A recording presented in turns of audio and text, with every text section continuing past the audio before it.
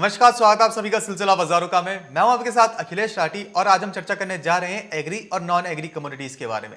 हम आपको बताएंगे कि आज के कारोबारी सत्र में किस कम्युनिटी में क्या करके चलने से मुनाफा कमाया जा सकता है, किस कम्युनिटी में कितनी मंदी या तेजी देखने को मिलेगी। हमेशा की तरह सबसे पहले शुरुआत करेंगे हम यहाँ से नॉन एग्री कम्युनिटीज से। नॉन एग्री कम्युनिटीज में हम बात करें यहाँ पे सबसे पहले सोने और चांदी की। तो सोने और चांदी में जैसा कि हम आपको रोज बताते आ रहे हैं कि सोने और चांदी के अंदर एक रेंज बाउंड एक्टिविटी देखने को मिल रही है, काफी ज्यादा जो सोने में ज्यादा तेजी देखने को नहीं मिल रही है। बीते सत्र में भी हमने देखा था कि सोने और चांदी के अंदर उठापटक जारी रही थी और सोना काफी ज्यादा ऊपर नीचे देखने को मिला था, लेकिन ऊपरी स्तर पर सोने वहां से कहीं ना कहीं गिरता हुआ भी नजर आता। ठीक वही रुख चांदी का भी देखने को मिला था। जानकार लगातार यही बताते आ रहे हैं कि सोने में अभी long term point of view से तेजी का ही माहौल है, लेकिन ऊपरी स्तर पर अभी बिकवाली करके चलना सही रहेगा। अभी हमारे साथ बहुत जल्द जुड़ेंगी रूपा जी, जो आपको बताएंगे कि आज के कारोबारी सत्र में सोने और चांदी में क्या करके चलना चाहिए, किन लेवल्स पे आपको प्रॉफिट बुक करना है, किन लेवल्स पे आपको पोजीशनें बनानी है। वहीं बात करें अगर कच्चे तेल की, तो कच्चे तेल में भी हम लगातार 2-3 दिन से देखते हुए आ रहे हैं कि कच्चे तेल के अंदर कच्चे तेल की कीमतों पर एक प्रेशर बनता हुआ नजर आ रहा है। इंट्राडे पॉइंट ऑफ व्यू से कच्चे तेल की जो कीमतें हैं उन पे प्रेशर बनता हुआ नजर आ रहा है। वहीं बात करें अगर long point of view long term से, तो लॉन्ग टर्म में कच्चे तेल में तेजी ही देखने को मिल रही है। इस वक्त हमारे साथ जुड़ी हुई है रूपा जी, जो हम आपको बताएंगे कि आज के कारोबारी सत्र में किस कम्युनिटी में क्या करके चलने से मुनाफा कमाया जा सकता है। रूपा जी, बहुत बहुत स्वागत है आपका मार्केट टाइम्स टीवी पर। जी शुक्रिया। रूपा जी, जैसे कि आप लगातार बताती आ रहे हैं कि सोने और चांदी में long term point of view से बात करें तो तेजी ही है, वहीं हम देख रहे हैं कि सोने और चांदी में काफी दिनों से उठापटक देखने को मिल रही है। जो ऊपरी स्तर है सोना वहां से सस्टेन नहीं कर पा रहा है और निचले स्तर पर ही कारोबार करता हुआ नजर आ रहा है। आपने लगातार मार्केट टाइम्स पर सोने और चांदी में ऊपरी स्तर पर बिकवाली बताई है, तो क्या वही रणनीति आज भी बनाकर चलनी चाहिए? देखिए बिल्कुल मुझे लगता है कि सोना जो है अभी काफी रेंज बाउंड एक्टिविटी दिखाता हुआ नजर जी। आ रहा है, तो उसी रेंज के बीच में अभी कारोबार करता हुआ दिखाई दे सकता है, क्योंकि यूएस में एक पैकेज अनाउंस होने की उम्मीद है। अभी उसके ऊपर नजरें टिकी हुई हैं। अब आगे क्या होता है ये उसके ऊपर डिपेंड करेगा कि सोना किस तरीके की चाल रहता है, डॉलर में क्या स्ट्रेंथ आती है या यहाँ से वीकनेस बढ़ती है। लेकिन फिलहाल अगर देखा जाए तो सोना काफी रेंज के बीच में कारोबार करता हुआ दिखाई दे रहा है, बहुत ज्यादा सीमित दायरे में है। 1840 के ऊपर सस्टेन नहीं कर पा रहा है, और वहीं अगर नीचे की बात करें तो नीचे में भी 1820 का लेवल ब्रेक नहीं कर पा रहा है जी। बना रह सकता है। इसलिए सोने के अंदर अभी ऊपरी स्तरों पर बिकवाली की ही रणनीति अपनी चाहिए। आज इंट्राडे में जरूर बाजार थोड़ा सा तेज खुलते हुए नजर आ रहे हैं। बाजारों के अंदर एक अपसाइड मोमेंटम है। इंटरनेशनल मार्केट्स में 1847-48 डॉलर के आसपास सोना ट्रेड करता हुआ दिखाई दे रहा है, तो मुझे लगता है कि थोड़ा बहुत बाउंस बैक आज इंट्राडे में भी देखने को मिल सकता है। 49,400 से 500 की रेंज हो सकती है कि अपसाइड में, वहां पर आपको सोने के अंदर बिकवाली की रणनीति लेनी चाहिए।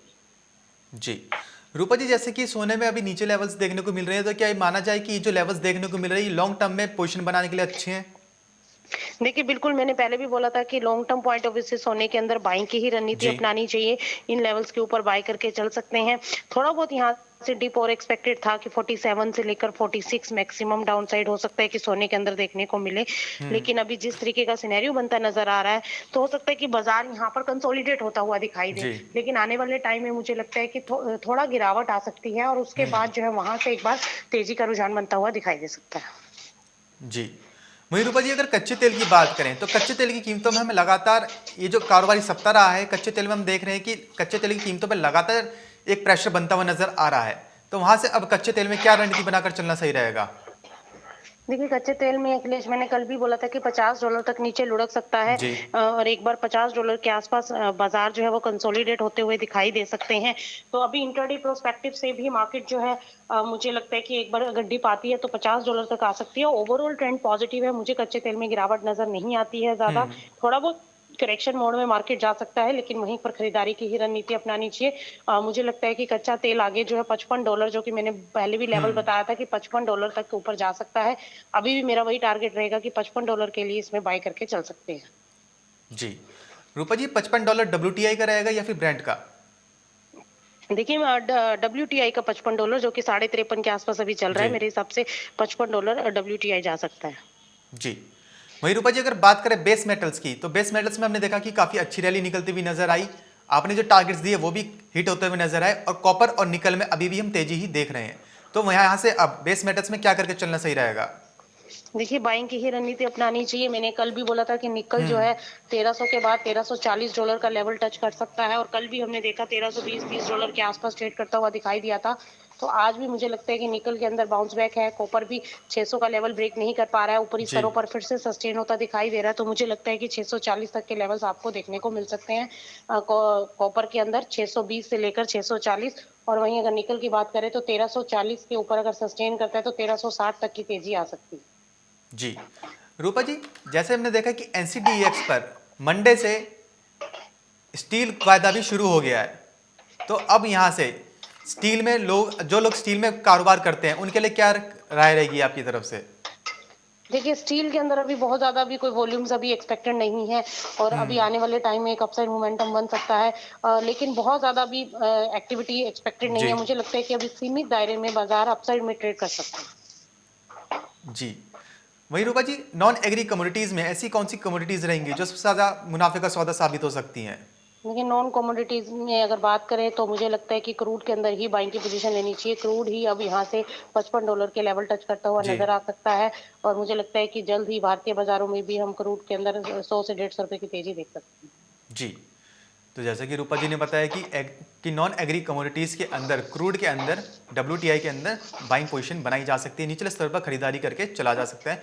आने वाले वक्त में डब्ल्यूटीआई क्रूड के अंदर $55 तक के स्तर देखने को मिल सकते हैं। वहीं बात करें अगर सोना और चांदी की, तो सोने और चांदी में ऊपरी स्तर पर बिकवाली की सलाह रहेगी, वहीं बेस मेटल्स में भी बाइंग की सलाह रहेगी। ये तो बात करी थी हमने नॉन एग्री कमोडिटीज की। फिलहाल सिलसिला बाजारों का में बस इतना ही, कहीं जाएगा नहीं क्योंकि खबरों का सिलसिला यूं ही बना रहेगा मार्केट टाइम्स टीवी पर।